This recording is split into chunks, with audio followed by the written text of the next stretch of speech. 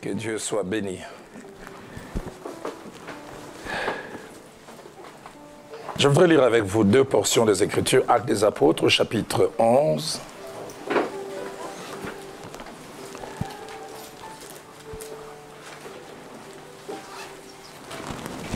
Je reviendrai sûrement pour parler sur les thèmes qui avaient été placés sur la vision. Dieu a déposé quelque chose d'autre dans mon cœur et je vais la partager. Actes des Apôtres, chapitre 11, nous partons du verset 19 au verset 28. Ceux qui avaient été dispersés par la persécution survenue à l'occasion d'Étienne allèrent jusqu'en Phénicie, dans l'île des Chypres et à Antioche, annonçant la parole seulement aux Juifs. Il y eut cependant parmi eux quelques hommes des Chypres et des Cyrènes qui, étant venus à Antioche, s'adressèrent aux Grecs et leur annoncèrent la bonne nouvelle du Seigneur Jésus. La main du Seigneur était avec eux et un grand nombre de personnes crurent et se convertirent au Seigneur. Les bruits en parvint aux oreilles des membres de l'église de Jérusalem et ils envoyèrent Barnabas jusqu'à Antioche.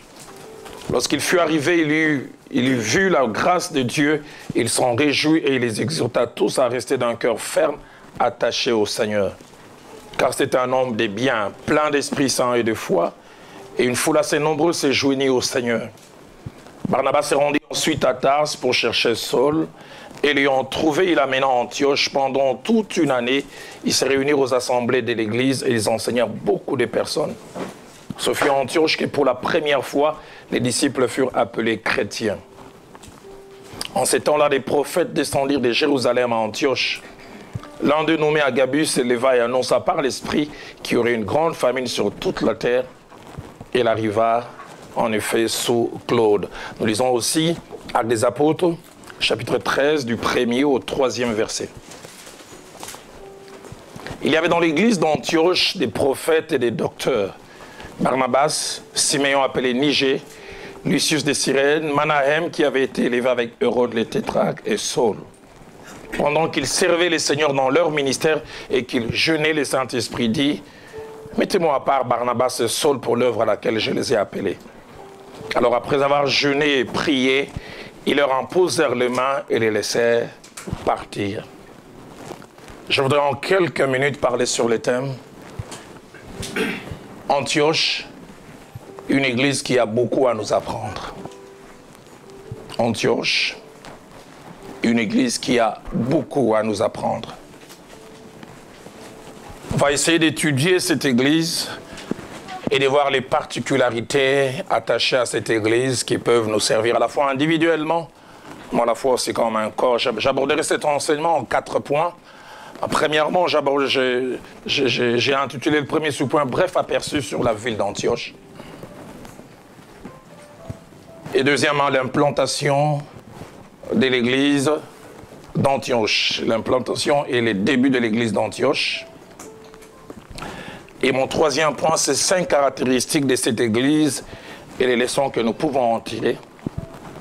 Les 5 caractéristiques de cette église et les leçons que nous pouvons en tirer. Et je terminerai par une conclusion en 3 points. Antioche, c'était la capitale de la Syrie de l'époque. Et le nom Antioche, Antiochia, il signifie dans leur langue rapide, comme un char. Nous ne savons pas pourquoi on a donné ce nom. Il semble que la ville a été fondée 300 ans avant Jésus-Christ par un certain Nicator, l'un des généraux d'Alexandre le Grand. Et l'histoire dit que cette ville était comme une sorte de carrefour où plusieurs caravanes se retrouvaient. Et l'on comprend pourquoi c'était un endroit stratégique choisi par Dieu pour que l'évangile puisse se propager. Ça relie à la fois l'Orient, Babylone, Perse et même l'Inde. Il semble que Antioche à l'époque a attiré des commerçants, des banquiers, des armateurs. Et c'est une ville, semble-t-il, cosmopolite. Différentes nationalités, personnes de différentes origines et de différents backgrounds venaient se retrouver. Actuellement, la ville d'Antioche fait partie de la Turquie d'aujourd'hui, la Turquie moderne. Et à l'époque, il semble que c'est là où l'on battait la monnaie romaine. C'est là où on faisait ces pièces à l'effigie de l'empereur. À l'époque où toute cette scène se passe, la ville doit avoir, d'après les historiens, aux alentours de 500 000 habitants. Et c'était la troisième grande ville de l'Empire romain après Rome, ainsi qu'Alexandrie.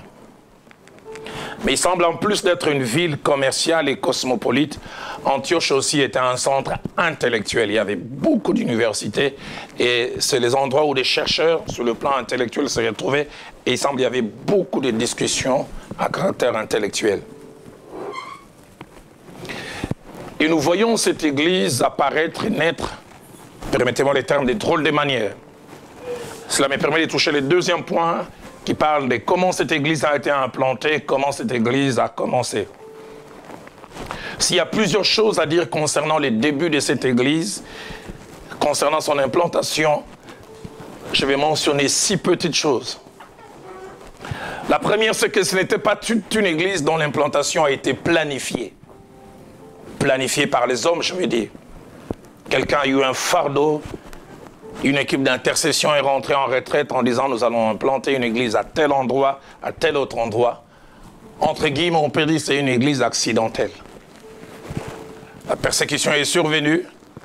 Saul de Tarse s'est levé, il a commencé à persécuter l'église. Et comme nous l'avons lu dans Actes 11, 19 à 21, ceux qui avaient été dispersés par la persécution, survenus à l'occasion d'Étienne, allèrent jusqu'en Phénicie, dans l'île de Chypre et Antioche, annonça la parole seulement aux Juifs. Il lui cependant, parmi quelques hommes de Chypre et de Cyrène, qui étant venus à Antioche, s'adressèrent aussi aux Grecs et leur annoncèrent la bonne nouvelle du Seigneur Jésus-Christ, entre guillemets, une église accidentelle. Je prie que les églises accidentelles naissent par centaines et par milliers. Deuxième caractéristique de cette église, de par son implantation, c'est que ce n'était pas une église implantée par des spécialistes, docteurs en croissance de l'église. Des gens qui avaient une licence en multiplication d'églises. Des personnes, entre guillemets, non préparées selon les hommes, non formées, on peut même dire des amateurs. Nous l'avons lu au verset 19, ceux qui avaient été dispersés. Et puis deuxième courant, ceux qui sont venus de Chypre et des Cyrènes. Mais autant ils n'étaient pas préparés, autant c'était des amateurs, mais ils avaient quelque chose de particulier. Et j'ai pris que toi et moi nous puissions la voir cette chose. Amen. Le verset 21 dit, la main du Seigneur était avec eux. Vous savez, on peut avoir des diplômes et manquer la main de Dieu. On peut connaître les Grecs et l'Hébreu et manquer la main de Dieu. Et ils avaient l'essentiel. Et si on peut avoir et les Grecs et l'Hébreu avoir la main de Dieu en plus, pourquoi pas? La main du Seigneur était avec eux. Une autre version dit, le Seigneur leur prêtait main forte. Combien dans notre vie nous avons besoin de la main de Dieu, de son accompagnement, de son approbation dans ce que nous faisons. Moïse, connaissant la valeur de la main de Dieu, il voulait que Dieu et Dieu seul l'accompagnent. Alors que Dieu a dit, je laisse un ange aller avec vous. Moïse dira dans Exode 33, verset 15, si tu ne marches pas toi-même avec nous, ne nous fais point partir d'ici. Combien je désire la main de Dieu dans ce que je fais. Combien je désire que Dieu m'accompagne dans ce que je fais. Dans Genèse 39, au verset 2 à 3, parlant de Joseph dans la maison de Potiphar, il a fait la différence. On voyait la qualité de son travail. Tous, il travaillait, mais lui, il avait quelque chose en plus. Et les gens se demandaient, mais il n'a pas d'expertise. La différence, l'Éternel fut avec lui et la prospérité l'accompagna. J'aime ce que la version française courant dit. Les seigneurs étaient avec Joseph si bien que tout lui réussissait. Peu d'efforts. On s'est demandé, mais qu'a-t-il de si particulier? Ma prière, le vœu de mon cœur est que toi et moi, nous ayons soif que cette main nous accompagne. Amen. Et cette main, quand elle vous accompagne, vous n'avez pas beaucoup à dire, les gens voient et constatent. Parlant de Joseph, il est dit au verset 3, son maître vit que l'Éternel était avec lui. Je ne sais pas comment il a fait. Mais la version française courant dit, son maître s'est rendu compte que le Seigneur était avec Joseph. Il est temps quelquefois qu'on se taise et que les gens voient que Dieu est avec nous. Amen. Et quand Dieu est avec lui, il y a bien des choses qui se passent. Genèse au chapitre 31, versets 41 à 42. Jacob témoigne à Laban qui est en train de le poursuivre alors qu'il est en train de sortir. J'aime les petits résumés qu'il fait à Laban. Il dit, voilà 20 ans que j'ai passé dans ta maison. Je t'ai servi 14 ans pour tes 2 filles et 6 ans pour ton troupeau. Et tu as changé mon salaire 10 fois. L'original dit, tu l'as revu à la baisse. Je ne sais pas où il avait commencé, où il a fini. Mais j'aime ce qu'il dit au verset 42. Si je n'avais pas eu pour moi les dieux de mon père. D'autres versions disent, si la main de Dieu n'était pas avec moi, tu m'aurais renvoyé à vide. Français courant dit, si le Dieu de mon grand-père Abraham, le Dieu qui faisait trembler mon père Isaac, ne m'avait pas aidé. Avoir Dieu, c'est une protection aussi. Esdras au chapitre 7, au verset 6, parlant d'Esdras, il est dit, comme la main de l'Éternel, son Dieu était sur lui, les rois lui accorda tout ce qu'il avait demandé. La main de Dieu, et la main de Dieu encore. Esdras veut faire un voyage difficile, un voyage périlleux. On lui propose même d'avoir quelque sorte d'escorte. Il refuse, il dit, j'ai Dieu avec moi. Et écoutez ce que ma Bible dit, Esdras, chapitre 8, au verset 31. La main de notre Dieu fut sur nous et nous préserva des attaques de l'ennemi et de toute embûche pendant la route. La main de l'Éternel. Néhémie, le rebâtisseur, il se retrouve devant le roi et il fait une demande colossale. Si vous lisez tout ce qu'il a demandé, le commentateur dit que ça doit avoisiner 2 millions de dollars. Avoir des lettres pour avoir du bois, pour avoir telle autre chose. Et j'imagine lui-même avant de faire la demande, il dit est-ce que ça va marcher? Mais il avait un allié. Il avait dit le roi me donna les lettres dont j'avais besoin. Pourquoi? Car la bonne main de mon Dieu était sur moi. Seigneur, aide-moi à la voir, cette main. Et comme je dis, ces amateurs qui ne faisaient même pas partie des apôtres, qui ne faisaient même pas partie de la crème des disciples de Jérusalem, simplement des fouillards, mais qui avaient la main de Dieu, ils ont accompli un travail fantastique. La main du Seigneur était avec eux et un grand nombre de personnes crurent et se convertirent. Troisième chose qui a caractérisé les débuts de cette église, c'est que la direction de l'église de l'époque, quand je parle de la direction, j'aimerais parler de Jérusalem, a subi cette action et a été flexible et ouverte. Église pas implantée par Jérusalem. Le verset 22 dit, le bruit en parvint aux oreilles des membres de l'église de Jérusalem. Et ils envoyèrent Barnabas jusqu'à Antioche. Personne n'a envoyé officiellement, mais ils ont simplement appris. Et ils sont allés jeter un coup d'œil et ils se sont adaptés. Combien de fois nous sommes rigides et trop rigides pour rien dans nos organisations? Vous savez, Dieu n'est pas lié par des normes, des lois, des statuts, des règlements d'ordre intérieur. Amen. L'apôtre Pierre a eu à subir un choc attaché à sa théologie. Dans sa théologie, il pensait qu'il faut d'abord annoncer l'évangile, lancer un appel et que les gens acceptent Christ. Et puis le Saint-Esprit vient et puis peut-être les baptêmes, mais il est étonné. Comme Pierre, acte 10, verset 44 à 47, comme Pierre prononçait encore ces mots, le Saint-Esprit descendit sur tous ceux qui écoutaient la parole. Il n'a même pas lancé l'appel pour que les gens reçoivent Christ. Il les entend parler en langue. Il avait dit, tous les fidèles circoncis qui étaient venus avec Pierre furent étonnés de ce que le don du Saint-Esprit était aussi répandu sur les païens. Car ils les entendaient parler en langue et glorifier Dieu. J'aime le verset 17. Alors Pierre dit, peut-on refuser l'eau de baptême à ceux à qui le Saint-Esprit a été accordé aussi bien qu'à nous? J'aimerais dire, laissons Dieu être Dieu. Quatrième chose qui caractérise l'implantation, le début de cette église, c'était une œuvre qui avait commencé avec les sceaux de l'approbation de Dieu.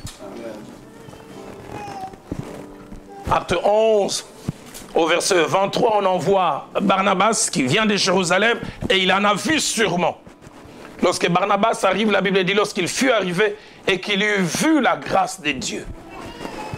Barnabas avait entendu parler et quand il est arrivé, il a vu quelque chose de particulier. Des gens ordinaires, mais accomplissant des choses extraordinaires. La version de Semeur dit, il constata ce que la grâce de Dieu avait accompli. La version Tob dit, il vit la grâce de Dieu à l'œuvre. La version Parole de Vie dit, il vit comment Dieu montrait son amour au milieu d'eux. Une œuvre qui avait commencé avec le sceau et l'approbation de Dieu. J'aime ce que la Bible dit, quand Dieu approuve les voies d'un homme, il dispose à son égard favorablement toutes choses, même ses ennemis. Cinquième chose attachée à son début, l'implantation de cette église, c'est une œuvre qui a commencé par un impact ayant comme élément distinctif la qualité de vie des membres. Ces gens qui étaient gagnés avaient une qualité de vie. Tellement une qualité de vie que Actes 11, 26 nous donne cette information. Et l'ayant trouvé, il l'amenèrent en Antioche pendant toute une année. Ils se réunirent aux assemblées de l'église et ils enseignaient beaucoup de personnes. Oh, et à la fin, ce fut en Antioche que pour la première fois, les disciples furent appelés chrétiens. Ils ne se sont pas nommés ainsi. Les gens ont vu leur qualité de vie. Ils ressemblaient aux pendus, aux crucifiés. Ils ont des sons de Christos, sont des Christ en miniature, une qualité de vie. Vous et moi qui venons à l'église, avons-nous une qualité de vie? Avons-nous la bouche fermée, une qualité de vie qui peut attirer et faire du bien? Cela me permet d'aborder le troisième point. Les caractéristiques de cette église et les leçons que nous pouvons en tirer. Il y en a 5 caractéristiques attachées à cette merveilleuse église, celle d'Antioche. J'essaie chaque fois d'étudier cette église et j'en ressors toujours humble. La première caractéristique de cette église, c'est que c'était une église cosmopolite, où les gens savaient vivre en harmonie avec leurs différences. Acte 11, 19 à 20, que nous avons lu, et qui est renforcé par Acte 13, verset 1er, montre les différences qu'il y avait. Acte 11, 19 dit, ceux qui avaient été dispersés par la persécution survenue à l'occasion d'Étienne allèrent jusqu'en Phénicie, dans l'île de Chypre et Antioche, annonça la parole seulement aux Juifs. Les premiers groupes, c'est nos Juifs convertis au christianisme. Mais parce qu'ils sont dérangés à Jérusalem par la persécution, ils fuient. Et comme les textes nous le montrent, leur public d'évangélisation cible sont aussi les Juifs. Ils savent qu'ils ont le même background, même arrière-plan. Deuxième groupe, nous est présenté au verset 20. Il y eut cependant parmi eux quelques hommes de Chypre et de Cyrène qui étaient venus à Antioche, mais eux, comme la Bible nous montre, ils s'adressaient aux Grecs. Ils sont des gentils d'origine païenne.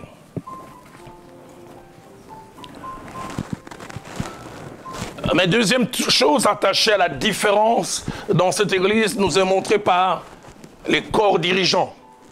Acte 13 au verset 1er nous montre deux sortes de différences. Premièrement, différence raciale, et derrière je peux même dire culturelle aussi. Et puis il y a différence sociale. Il est parlé des 5 responsables. Barnabas est présenté en premier. Et Acte 4, verset 36 à 37, nous donne certaines informations les concernant qu'il était originaire de Chypre.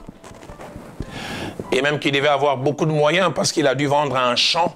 Certains disent qu'il en avait plusieurs pour prendre tout ce qui était comme fruit de cette vente et donner à l'église.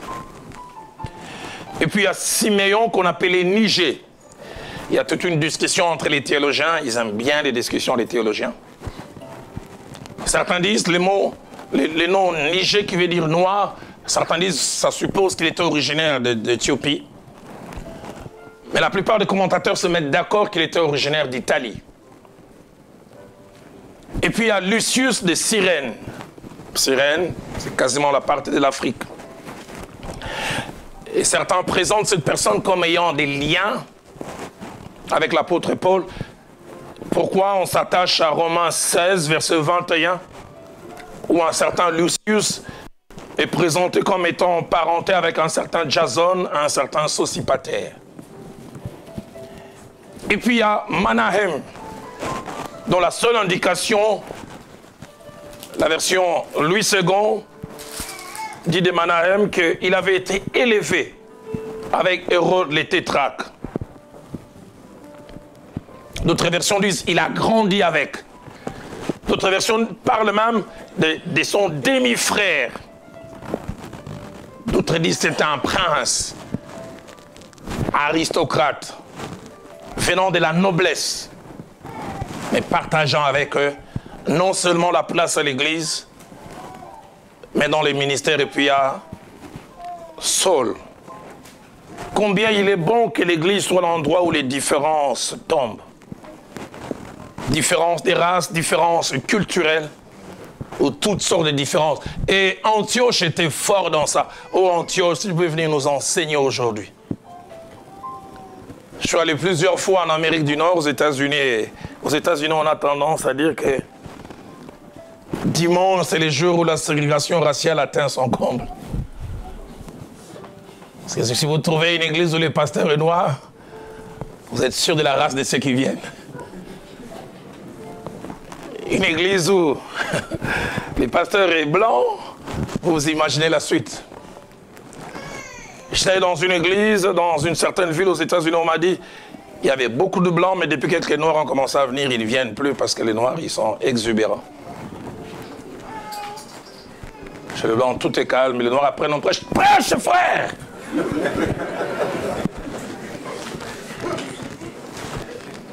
Et une dame disait, ils sont à 2, mais ils font du bruit comme s'ils sont à 100. Et quand ils seront 100, qu'allons-nous faire?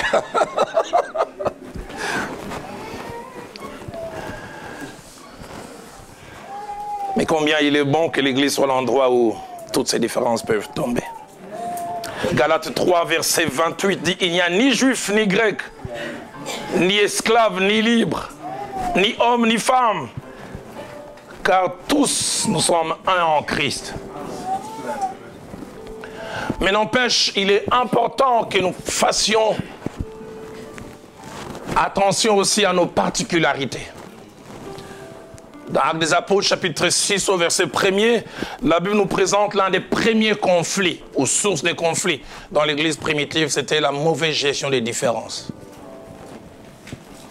Il est parlé des hellénistes qui murmuraient contre les Hébreux parce que leurs veuves étaient négligées dans la distribution qui se faisait chaque jour. La version des Semeurs dit défavorisé. La version Parole de vie parle même oublié. Mais en Antioche, ces problèmes n'existaient pas. Les gens s'est fondés ensemble. Il est important dans les assemblées cosmopolites qu'on fasse très attention à ne pas oublier certaines personnes, pas négliger d'autres, défavoriser. Et comme je dis sur ce plan, Antioche a à nous apprendre. Ceux d'origine juive, ceux d'origine hellénique, ils se mettent ensemble. Les aristocrates, les gens du peuple se confondent. Et plaise à Dieu qu'il en soit ainsi. Deuxième caractéristique de cette église, c'est une église où il y avait reconnaissance de la diversité des ministères. Acte 13, verset 1er, commence clairement par dire dans cette église, il y avait des prophètes, mais il y avait aussi des docteurs. Les étudiants de la Bible tendent à, dans leur classification, à placer les 3 premiers parmi les prophètes. Barnabas, Siméon et Lucius, et les 2 derniers parmi les docteurs, Manahem ainsi que Saul. Les prophètes comme ministère, ils étaient capables d'adresser des paroles inspirées pour réveiller, consoler, fortifier. Il recevait des révélations spéciales dont il faisait part à l'église. Et puis il y avait des docteurs ou des enseignants ayant la lumière de la parole de Dieu, capables d'enseigner et de faire asseoir dans la vérité divine.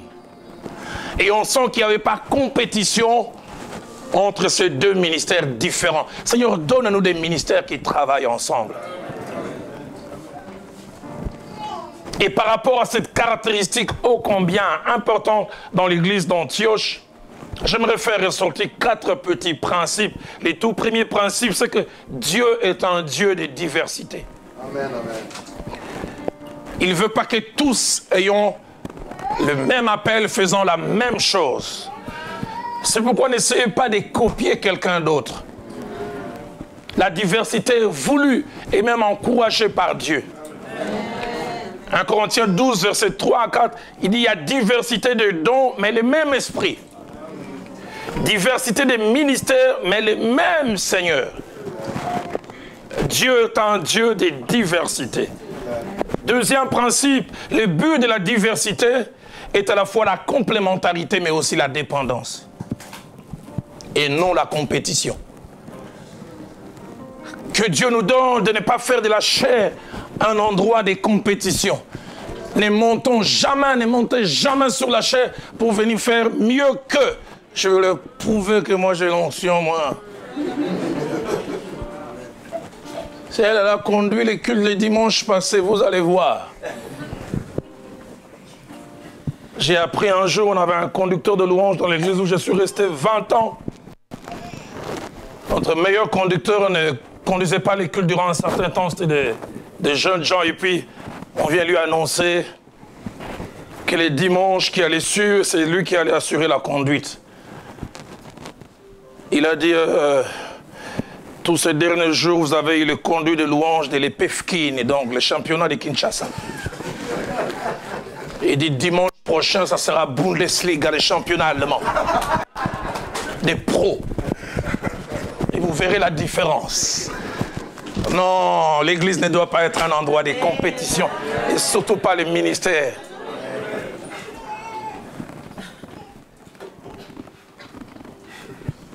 Vous avez appris l'histoire de ce prédicateur. Il est invité dans une église et c'est quoi tellement important. Il dit au pasteur, moi j'entre juste 5 minutes avant la prédication, sinon je gaspille trop de temps. Quand j'entre, on doit m'accueillir spécialement attaché à mon rond. On doit dire, voici celui qui vient au nom du Seigneur. Et quand il entre comme un célèbre catcheur chinois à Kinshasa qu'on appelait Edingwe Motonangeng. Et tout le monde doit crier, c'est l'homme de Dieu, l'homme de feu, l'homme, et puis il entre. Et puis il est rentré comme ça, et puis quand il a pris le microphone, il a d'abord bouché la tête. Il a posé la question au pasteur, l'église existe depuis combien de temps? 15 ans. Il a dit, cette église existe depuis 15 ans, mais elle n'a jamais commencé. Elle commence aujourd'hui avec mon message. Il dit, moi dans mon ministère, l'extraordinaire et ordinaire, les surnaturels et naturels, vous allez voir des choses que vous n'avez jamais vues. Il dit, je prêche peu, mais Dieu agit beaucoup.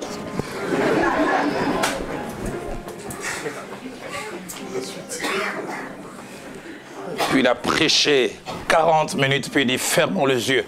C'est l'heure du surnaturel. 5 minutes après, aucun surnaturel. 10 minutes après, rien de surnaturel. 15 minutes après, rien de surnaturel. Il dit, tout le monde ferme les yeux. Que personne n'est... Même un œil ouvert. Il va sur le bout de ses pieds et dit au pasteur, prends le micro. Moi je pars. Je reviendrai les jours où la grâce de Dieu va se manifester. Le pasteur a dit, pas de problème. Et il était en train de sortir calmement. Il était quasiment sur le point de réussir. Il voulait sortir à la porte. Une vieille dame de 80 ans, saisie par l'esprit, l'a tenue à l'épaule, a dit, ainsi parle l'Éternel. Si tu étais entré comme tu es en train de sortir, Dieu t'aurait fait sortir comme tu es entré.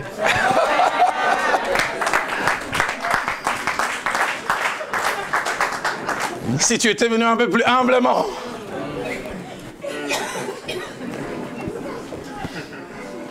Corinthiens 12, 29 à 30, tous sont-ils apôtres? Tous sont-ils prophètes? Tous sont-ils docteurs? Tous sont-ils les dons de miracles? Tous sont-ils les dons de guérison? Tous parlent-ils en langue? Tous interprètent-ils? La diversité, comme je l'ai dit, elle est voulue de Dieu pour la complémentarité. Et toujours 1 Corinthiens 12, verset 14 ajoute, « Ainsi le corps n'est pas un seul membre, mais il est formé de plusieurs membres. » Troisième principe, dans la diversité, il n'y a pas de plus grands ou des moins importants. Ces tendances au plus grand, au plus important, c'est nous de par notre regard, notre appréciation. J'aime ce que l'apôtre Paul dit dans 1 Corinthiens 3, 6 à 8. « J'ai planté, Apollos a arrosé, mais Dieu a fait croître. » En sorte que ce n'est pas celui qui plante et qui est quelque chose, ni celui qui arrose, mais Dieu qui fait croître. Alléluia. Celui qui plante et celui qui arrose sont égaux. Dites avec moi, égaux. Et chacun recevra sa propre récompense selon son travail. Français, on dit chacun recevra en fonction du travail accompli. Il n'y a pas de plus grand. J'aime ce que le bishop a aidé pour dire, il est toujours gêné quand on le présente grand serviteur de Dieu. Il dit non, je ne suis pas un grand serviteur de Dieu, je suis un serviteur de Dieu et il y a un grand Dieu. Amen. Je suis simplement un serviteur de Dieu, mais j'ai un grand Dieu en moi. Quatrième principe, pour l'efficacité dans l'œuvre de Dieu, chacun de nous doit faire deux choses. Reconnaître la spécificité de son appel et s'y attacher. Reconnaître la spécificité de son appel et s'y attacher. Dans cette église, ils ont reconnu qu'il y a des uns qui sont des docteurs et d'autres sont des prophètes. Romains 12, au verset 7 dit, puisque nous avons des dons différents, que celui qui est appelé au ministère s'attache au ministère. Que celui qui enseigne s'attache à son enseignement. La version Free Martin dit s'applique, se donne tout entier à ce qu'il reconnaît comme étant son appel. Darby dit s'occupe de ce que Dieu lui a donné. Reconnaître sa spécificité. Si je suis docteur, que je reste docteur. Si je suis prophète, que je reste prophète. J'ai grandi dans une église où mon pasteur, c'était un véritable apôtre. Mais il avait un ami, le pasteur Wayne Turner, un docteur. Je ne l'ai jamais vu imposer les mêmes à quelqu'un qui était enrhumé et qu'il guérissait. Jamais. Mais quand il enseigne, il nous a enseigné sur le pitch aux Corinthiens. Vous avez l'impression d'être là, il dit, vous voyez, quand vous arrivez à Corinthe, vous entrez à tel endroit. J'ai jamais oublié, ils nous ont enseigné sur les 7 églises de l'Apocalypse. Je me dis, mais toi, tu as habité là ou quoi? Il n'était pas profond, il était profondissime. Qu'un charisme. Mais j'ai vu d'autres. Je me souviens toujours en 90, l'équipe de Renard Bonke est venue chez nous, au pays. Et j'ai aimé la manière dont ils travaillaient ensemble. Il y avait une dame, Suzette Actings, enseignante comme on ne peut pas l'être. Et Renard Bonke, quand il prenait la parole, il donnait un verset. En fait, le verset n'était qu'un prétexte pour faire tout ce qu'il allait faire après. Il dit, je vais enseigner, puis il prend les micros, il dit, today you will see the power of God moving here. Et ça a commencé. Je me souviens à l'époque, une fois, il a dit, il va enseigner, il a commencé, sa femme qui était devant commence à ouvrir la Bible pour dire, prêche.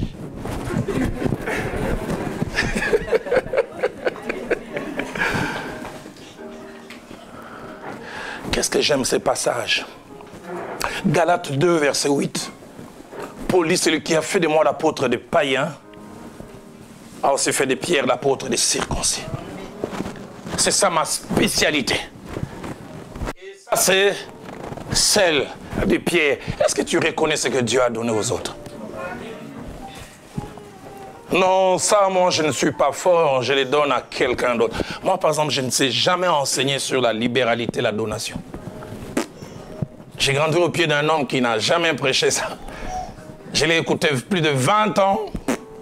J'ai j'ai jamais oublié la première fois j'arrive à Nairobi où je faisais ma formation théologique. On me laisse dans une église prêcher sur la libéralité, il faisait frais. J'ai transpiré comme si j'étais sous un haut fourneau. Mais d'autres, quand vous leur donnez les microphones, vous dites waouh.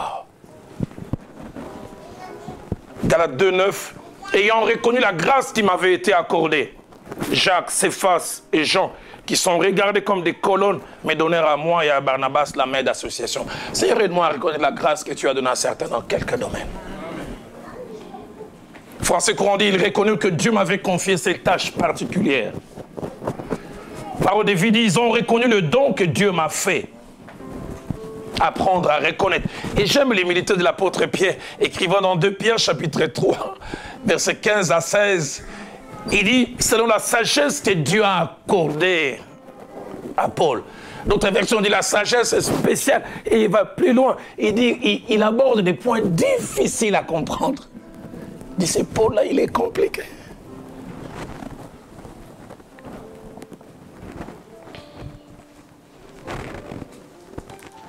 Troisième caractéristique de cette église,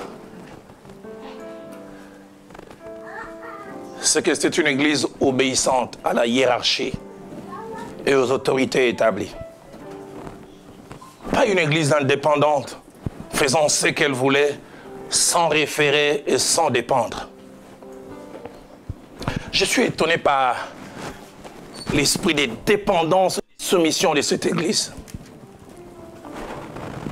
Des frères, comme je dis, qui fouillaient la persécution, ils commencent à évangéliser, puis un groupe s'est créé. J'ai pu imaginer sûrement une direction embryonnaire a pris place. Avec des gens peut-être qu'on appelait bergers, je ne sais pas moi quelle nomenclature. Et puis finalement la nouvelle arrive à Jérusalem. Jérusalem envoie un représentant officiel qui n'a pas souffert pour l'église, qui n'a pas été là au début. J'ai pu imaginer, certains disent, mais nous, on trimait ici, il était où? Venir consommer les fruits de nos œuvres. Les âmes, il faut aller les chercher au fleuve et pas dans l'aquarium, quand même.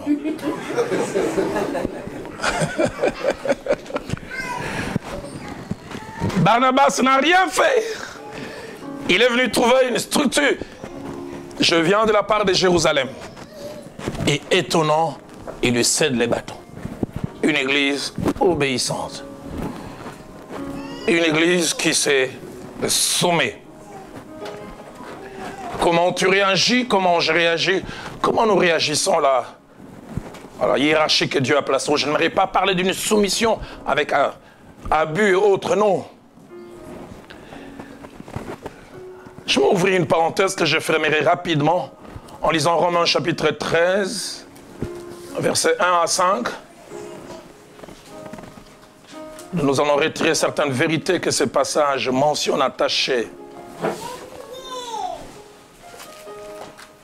à notre attitude face à l'autorité ou aux autorités.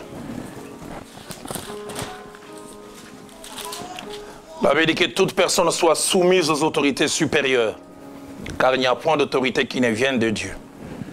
Et les autorités qui existent ont été instituées de Dieu. Waouh, fort. Nécessité de se soumettre.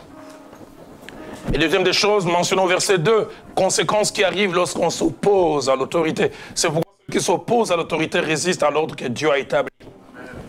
Et ceux qui résistent attireront une condamnation sur eux-mêmes. Quatrième chose, la raison d'être de l'autorité des autorités pour notre bien. Ce n'est pas pour une bonne action, c'est pour une mauvaise que les magistrats sont à redouter. Mais tu n'es pas craint l'autorité, fais les biens et tu auras son approbation. Mais j'aime surtout le verset 4, les magistrats et serviteurs de Dieu pour ton bien. Mais si tu fais le mal, crains, car ce n'est pas en vain qu'il porte l'épée, et ton serviteur de Dieu pour exercer la vengeance et punir celui qui fait le mal. Et puis enfin, quatrième et dernière chose, la nécessité de la soumission. Verset 5, il est donc nécessaire d'être soumis, non seulement par crainte de la punition, mais encore par motif des consciences. Quatrième caractéristique de cette église, c'est une église charismatique et ouverte à l'action du Saint-Esprit. Véritable église charismatique, ouverte à l'action du Saint-Esprit, qui laissait le Saint-Esprit agir, qui laissait le Saint-Esprit conduire, qui laissait le Saint-Esprit diriger. Actes des Apôtres, chapitre 13, versets 2 à 3, nous parle d'un tournant et d'un virage dans la vie de cette église qui, humainement parlant, a accepté de lâcher, de perdre deux de ses piliers, deux de meilleurs, si je peux utiliser les termes, simplement parce que l'Esprit de Dieu l'a dit. Le verset 2 dit, ils étaient un jour de culte pendant qu'ils servaient le Seigneur dans leur ministère et qu'ils jeûnaient. Le Saint-Esprit dit, mettez-moi à part Barnabas et Saul pour l'œuvre à laquelle je les ai appelés. J'essaie de m'imaginer un mardi. Pasteur Douglas, vous avez encore réunion quel jour? Jeudi. Ou dimanche, en pleine réunion.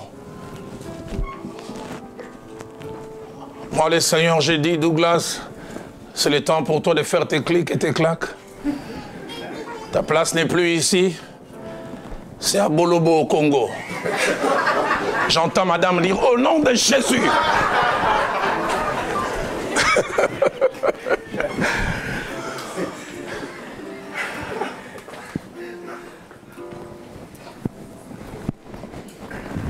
Mettez-moi à part. Et les deux piliers qui s'occupaient de l'enseignement. Seigneur, tu prends le meilleur. Tu aurais dû prendre Manahem. Mettez-les-moi à part pour l'œuvre à laquelle je les ai appelés. Et j'aime la soumission au verset 3. Après avoir jeûné et prié, ils leur imposèrent les mains et les laissèrent partir. Où sont les charismes dans l'église? Dites charismatique. Dites pentecôtiste. Pentecôtiste. Mettez-les-moi à part. Qui avait parlé? Je ne sais pas. J'oublie jamais. J'ai été le responsable numéro 2 de la jeunesse de notre église durant 5 ans. Et on préparait toujours une grande activité qu'on avait chaque mois de février, on appelait Café Chrétien. On les préparait en jeûne durant 5 jours, lundi, mardi, mercredi, vendredi. Et vendredi le soir, on mangeait juste un peu pour affronter l'activité des samedis. Et ces jours-là, comme disait quelqu'un, notre avion commençait à faire des manœuvres d'atterrissage. C'était vers 16h, 16h30. On sentait déjà les poissons Thompson du Congo. On disait, ça fait 5 jours, on n'a pas bouffé ça. À 18h sera la prière finale. Comme disait un ami, à 18h10, on va récupérer. Et juste après, on faisait la dernière prière de clôture. Je n'oublierai jamais. Mon épouse et moi, on a visité l'église où cette dame a été même, son ministère pastoral a été reconnu, la sœur Denise. Et puis il y a eu un silence qui est venu de nulle part. Ainsi parle l'Éternel. Vous n'allez pas manger ce soir. Vous allez manger demain. J'oublie jamais, j'ai ouvert mon œil.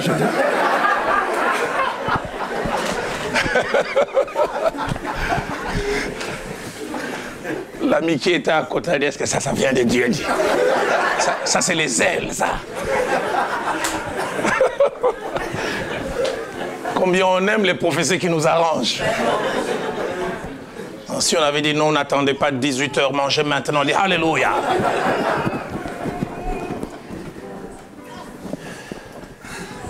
Mais ce qui me frappe, c'est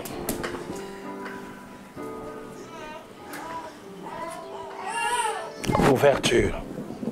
Pendant qu'ils servaient les seigneurs, le Saint-Esprit dit, sûrement ça a saisi un membre de l'église, mettez-moi à part Barnabas et Saul pour l'œuvre à laquelle je les ai appelés. Que faites-vous des dons spirituels ici? Que faisons-nous des charismes? J'oublie jamais, j'ai dirigé la jeunesse de notre église. Et nous avions nos réunions chaque samedi de 16h à 18h. Et les papas de l'église avaient la réunion aussi au même moment. Par des parents venant avec leurs enfants, mais bon, ils nous chambraient un peu, nous les jeunes, en disant que nous les jeunes, on avait un Saint-Esprit différent des papas. Parce que les papas, leur réunion s'est terminée au maximum 5 minutes avant. Rarement à 18h juste. Mais nous les jeunes, ça allait toujours au-delà de l'heure, au nom du Saint-Esprit. Alors les papas demandaient est-ce qu'on a les mêmes Saint-Esprit ou quoi. Les vôtres, ça finit toujours au-delà du temps. Et puis on venait d'avoir une réunion mercredi, elle était houleuse, c'est dimanche, c'est samedi, vous devez faire un effort terminé à temps. Mon responsable numéro 1 s'était déplacé, je suis resté, j'ai fait tout à -5, vous terminez les communiqués et tout, puis je viens faire la prière des clôtures. Tout s'est bien passé, puis j'ai regardé, -5. Je prends le microphone, à peine je vais faire la prière des clôtures. Oh, je sens cette chose, quand je la sens, je sais que Dieu veut exercer le charisme. Je dis, Saint-Esprit, toi aussi, les papas sont fâchés déjà.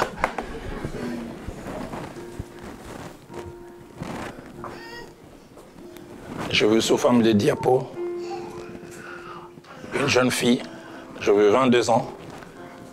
Deuxième diapo, j'ai vu une relation qui s'est cassée. Troisième, j'ai vu 14h55, je l'ai vu, ayant un verre, voulant placer 55 comprimés. Et puis je l'entends dire, si Dieu existe, que Dieu me rencontre en cette réunion.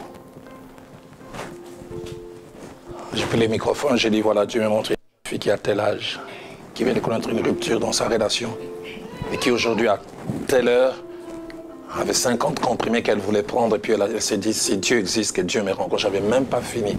Elle était à l'avant-dernière rangée, elle est tombée là, roulée comme un ballon.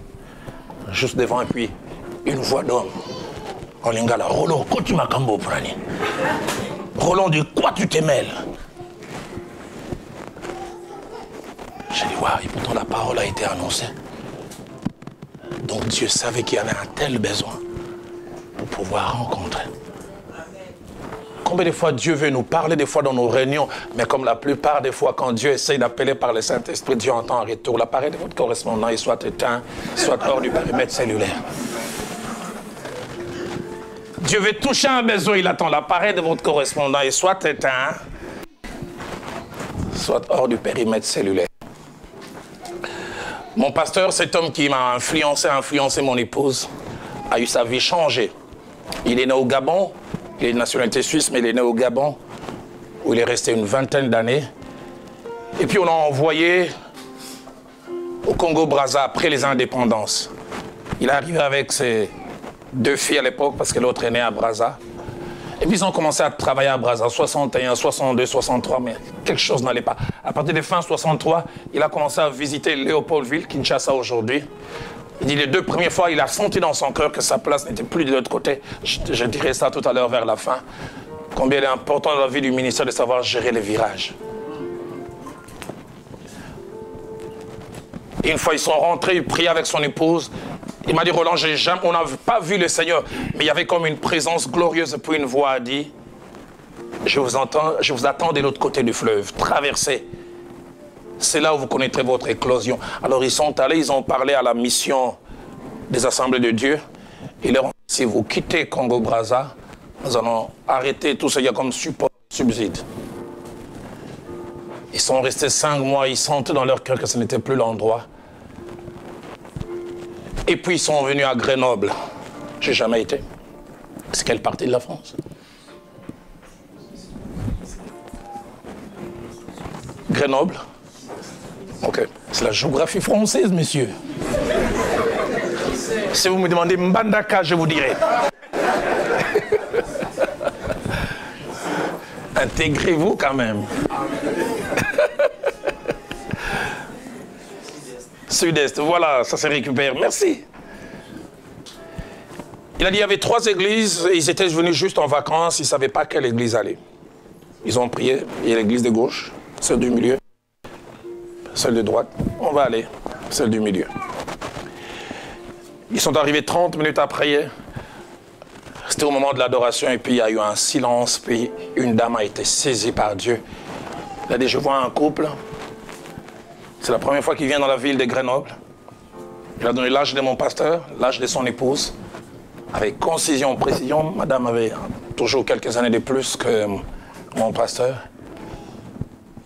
Il a dit deux choses. Premièrement, vous vous posez des questions par rapport à votre avenir. Mais deux, Dieu me dit de vous dire, dès que vous rentrez, traversez de l'autre côté du fleuve. C'est là où Dieu vous attend. Et mon pasteur a dit, Dieu nous a laissé du Congo-Brazza, nous a suivis jusqu'à Grenoble pour nous parler par quelqu'un qui n'a jamais été à cet endroit. Qu'on ait les charismes sont d'une grande importance. Et cette église d'Antioche apprend mon sang que c'était l'habitude, ils servaient les seigneurs. On ne voit pas des questionnements. Mettez-moi à part et puis ils vont dans cette direction. Et ces passages nous enseignent aussi une vérité sur laquelle je ne vais pas beaucoup insister avant de toucher la cinquième caractéristique. Ces passages nous enseignent l'importance du culte. Surtout en ce temps où la technologie avance. Aujourd'hui, il y a des chrétiens virtuels. Tout est sur Internet.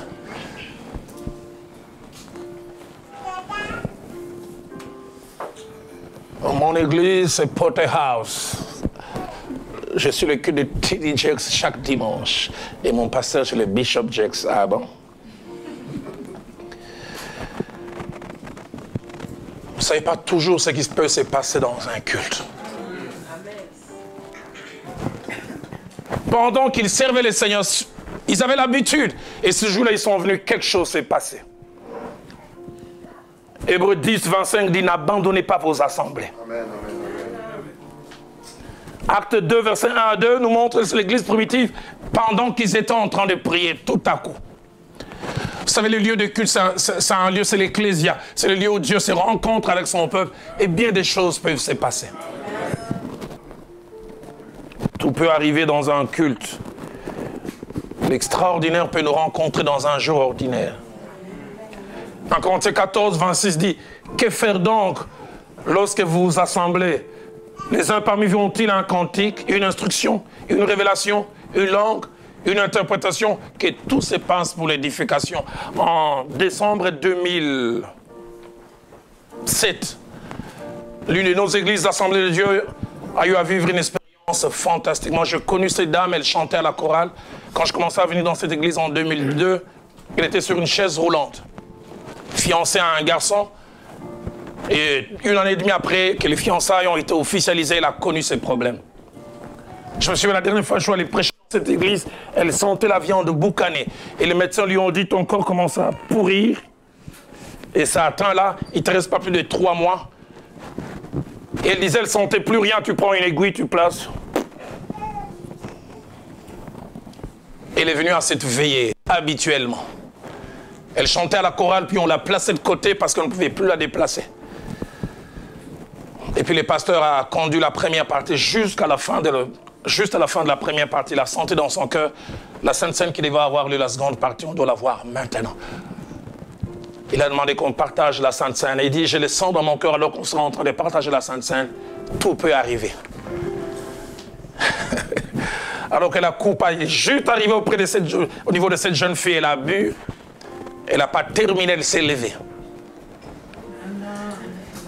La maison était à plus de 600 mètres. Elle a couru directement à la maison. 6 membres de la famille qui ne pensaient pas venir à la veillée sont revenus avec elle jusqu'à la fin. J'aimerais nous dire, tout peut arriver dans un lieu où le peuple de Dieu est réuni. Si 2 ou 3 sont réunis en mon nom, il dit, je suis au milieu d'eux. Et cette église, comme je l'ai, connaissait cette valeur. Nous voyons encore Acte 11, 27 à 28. Ils croyaient au charisme. En ces temps-là, des prophètes descendirent de Jérusalem à Antioche. L'un de nommé Agabus se leva et annonça par l'Esprit qu'il y aurait une grande famine sur toute la terre. Wow. C'est Antioche. Alors que rien n'est prédisposé à ce qu'il y ait une famine, Agabus se lève et dit, voilà ce que je vois. Et la Bible dit, cela arriva en effet sur Claude.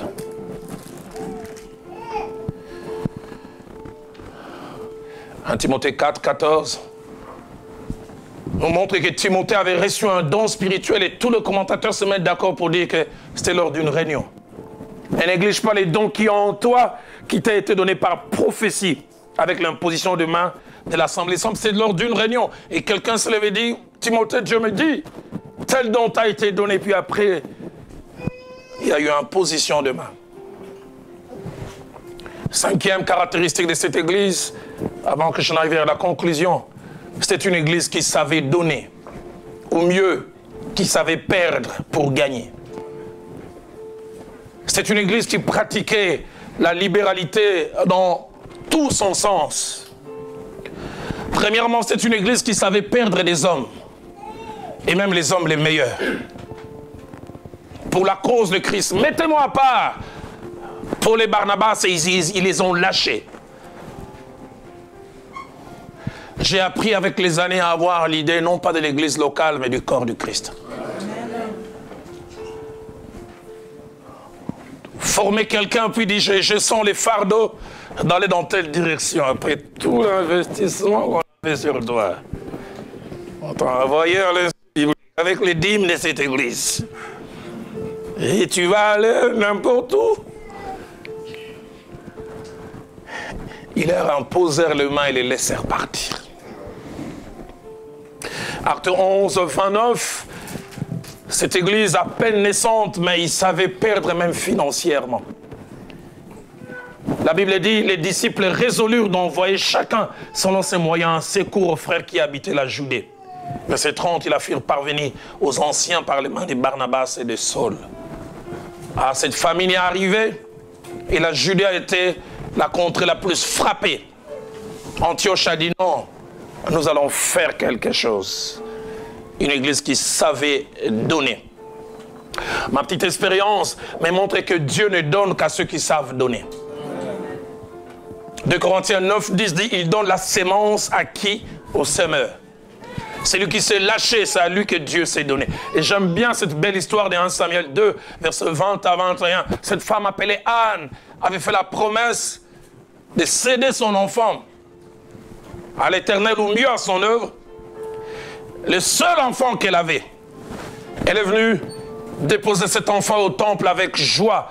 Mais j'aime ce que ma Bible dit dans 1 Samuel 2, versets 20 à 21. Alors qu'elle voulait partir, Élie s'est arrêté et dit que l'Éternel te fasse avoir par la Elkana de cette femme. Et j'aime ce qu'il dit, pour remplacer celui qu'elle a prêté à l'Éternel. Dieu ne laisse jamais un vide là où nous avons donné pour lui. Amen, amen, amen. La version top dit que le Seigneur t'accorde une descendance en échange de celui que tu as cédé au Seigneur. Et quelques temps après, elle a eu 5 enfants, 3 garçons et 2 filles. Le Dieu de la Bible, quand on lui donne, on ne perd jamais. Amen. Luc chapitre 6, verset 38 dit, donne, plutôt donnez et il vous sera donné. On versera dans votre sein une bonne mesure, serrée, secouée, qui déborde. Car on vous mesurera avec la mesure dont vous vous serez servi. Alors que j'aimerais conclure, je touche ces 3 petits points attachés à cette église et qui peuvent nous servir des principes. Le premier principe dans ma conclusion, c'est que chaque église a une identité. C'est-à-dire un ensemble de traits, un ensemble de caractéristiques permettant de reconnaître une personne, une institution ou une chose. Parler d'identité, c'est parler aussi de ce qui fait une chose, ce qui la caractérise. Antioche, comme église, c'est une église multiraciale, une église cosmopolite. Mais on sait les voir une église qui aimait la prière. Ils aimaient la présence de Dieu. Ils pratiquaient cela. Non seulement la prière, mais ils savaient des fois associer cela aux jeunes. Une église ouverte aux dons spirituels.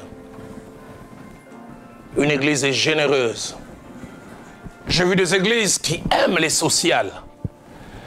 Mon épouse et moi, on visite de temps en temps une église aux États-Unis, dans l'État de Missouri, dans la ville de Sainte-Louis. Ils sont forts dans les sociales. Et leur pasteur a à cœur ça. Quand vous arrivez dans cette église, ma majorité est blanche, mais vous retrouvez, ils ont adopté des enfants noirs. Ça. Et ils viennent même des fois jusqu'en Afrique. Un grand cœur. Et ils les mettent dans les meilleures écoles, les meilleures universités. Quand vous allez en Australie, Hillsong, c'est la louange et l'adoration. Je ne sais pas ici quelle est notre identité.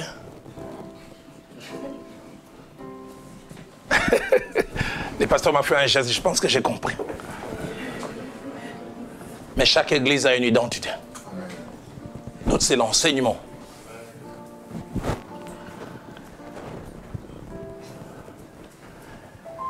Deuxième chose dans ma conclusion, c'est que la qualité du leadership d'une église influence cette église.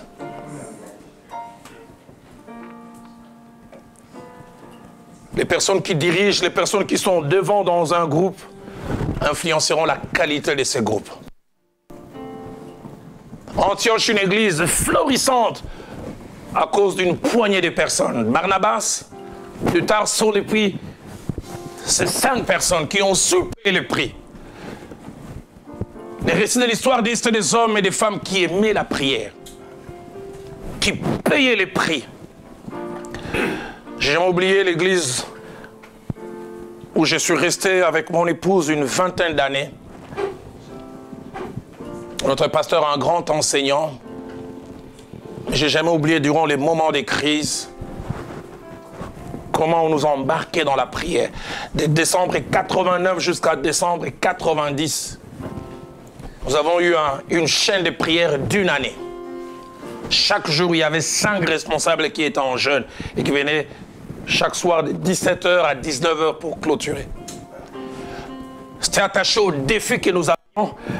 Ce n'est qu'après, je me souviens, à une réunion de 80, fin 91, qu'on s'est retrouvés, on s'est rendu compte. L'église de la Borne a commencé en 84, 24 personnes. Et puis ça a grandi un peu, mais entre 86 et jusqu'à avant ce temps, allez, le maximum c'est 300, 400 personnes. Presque comme un plateau.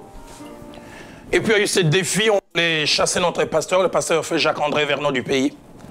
Plus d'une fois, on lui a donné 7 jours, 10 jours. On s'est mis à prier par rapport à ça, puis on a établi cette chaîne de prière. Et décembre 90 fini. Comme je disais, ce n'est que 2 ans après qu'on se rende compte qu'il y a eu un boom. Entre décembre 90 jusqu'à décembre 92, on est passé de 300 ou 400 à 2000 personnes. Ce n'est qu'après qu'on s'est dit, est-ce que tout ça, ça ne vient pas de ces prix qu'on a payés? Qu'est-ce que font les leaders? On raconte l'histoire de ces pasteurs chez nous. Je sais que ça s'est fait que chez nous, au Congo, à Kinshasa, et dans une commune appelée Selembao. Écoutez un peu. Alors les pasteurs se lèvent dimanche et disent, tout le monde, nous serons en jeûne. Personne ne mange. À peine on peut boire quelque chose. On va seulement manger mercredi soir. Amen. Chaque jour, ils se retrouvaient de 16h à 18h pour la prière. Et au 3e jour, alors que tout le monde était KO, les prières ne finissaient même plus. Seigneur, je te rends grâce. Certains disaient Dieu ne se préoccupe pas de la prière, ils étaient couchés, puis après on entendait. Mais les pasteurs étaient toujours forts, ils sont que les frères, il faut prier. Je suis aussi un jeune comme vous. Il faut prier. Ma Bible a moi dit, si Dieu est pour nous, qui sera contre nous? Mais j'aime dire l'inverse, si Dieu est contre nous, qui sera pour nous? Alors que les pasteurs étaient en train de stimuler l'église, une mouche, paf! Il s'est battu avec la bouche, puis subitement nausée. On voit les pasteurs vomir 4 boules de foufou. Top, top, top, top. Les gens ont dit, attendez un peu. Il avait dit dimanche soir que personne ne mange. Donc on suppose que son dernier repas, c'était dimanche soir. Il a une digestion lente ou quoi? Ces 4 boules traînent depuis dimanche.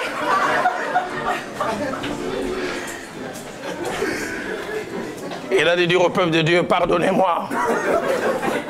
Chaque fois qu'on allait en poste, j'allais charger les batteries. Et si les leaders font ça, qu'est-ce qu'on peut attendre du peuple? La qualité du leadership influencera la qualité de la vie d'un groupe. La Bible nous montre 3 cas où le leadership influence la qualité du groupe. Juge chapitre 21, verset 25 dit, en ces temps-là, il n'y avait point de roi en Israël, chacun faisait ce qui lui semblait bon. Absence de leadership. Juge chapitre 5, verset 6 à 7, nous parle de la présence d'un leadership, mais leadership faible. Ils occupent la position, mais il manque les contenus. Au temps de Shamgar, fils d'Anat, au temps de Jaël, les routes étaient abandonnées. Et ceux qui voyageaient prenaient des chemins détournés. Pourquoi? La Bible dit parce que les chefs étaient sans force. C'est pourquoi dans l'église, nous devons faire attention de placer les hommes qu'il faut à la place qu'il faut. Un des aînés dans la foi disait, si vous ne placez pas l'homme qu'il faut à la place qu'il faut, vous provoquez un double chômage. Il y aura un chômeur actif, occupant les postes, mais les faisant rire parce qu'il n'a pas les contenus. Et puis il y aura un chômeur passif, ayant les compétences, mais parce qu'on ne lui a pas donné les postes, il est assis. Donc 2 au chômage. Troisième cas de figure, Juge chapitre 5, verset 21. Des chefs se sont mis à la tête du peuple, et le peuple s'est montré prêt à combattre. Mais j'aime surtout Ecclésiaste 10, verset 16 à 17. Une partie est presque comme une forme de béatitude. Écoutez ce qu'il dit. Malheur à toi, pays dont le roi est un enfant. Waouh! Malheur sur un grand groupe, non pas à cause de tout le monde, mais à cause de la qualité de la personne devant. Mais le second verset dit, heureux toi pays dont le roi est des races illustres. Bonheur est attaché à toi pays. Pourquoi? À cause de la qualité des personnes devant. Je termine avec le dernier point de ma conclusion et puis nous allons prier. Il est important dans la vie tout court, dans la vie d'une église et dans les ministères, de savoir négocier les virages. De savoir négocier les changements de direction. Changement de conduite et de politique. Et l'église d'Antioche nous enseigne beaucoup sur ça. Comme nous l'avons lu, Acte 11, 19 à 20, nous parle de la naissance de l'église. Mais Acte 11, 22, ils ont bien abordé les virages, ils ont accepté l'autorité de Barnabas. Changement dans la façon de diriger. Acte 11, 26 à 27, ils ont accepté l'enrichissement par Saul qui est venu. Et quand Saul est arrivé, il est devenu quasiment l'enseignant principal. Ils ont su gérer les virages. Et puis Acte 13, 1, ils ont su lâcher Barnabas et Saul. Combien de fois nous ne savons pas gérer?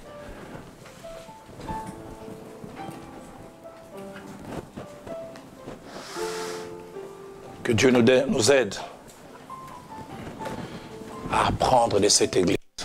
Je voudrais juste, durant quelques 5 minutes, que vous et moi, nous puissions nous recueillir un moment.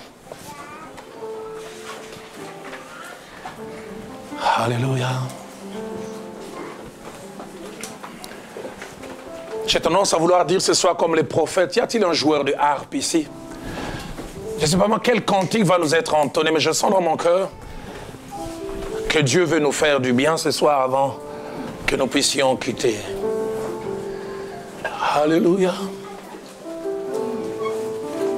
Attire-moi à toi.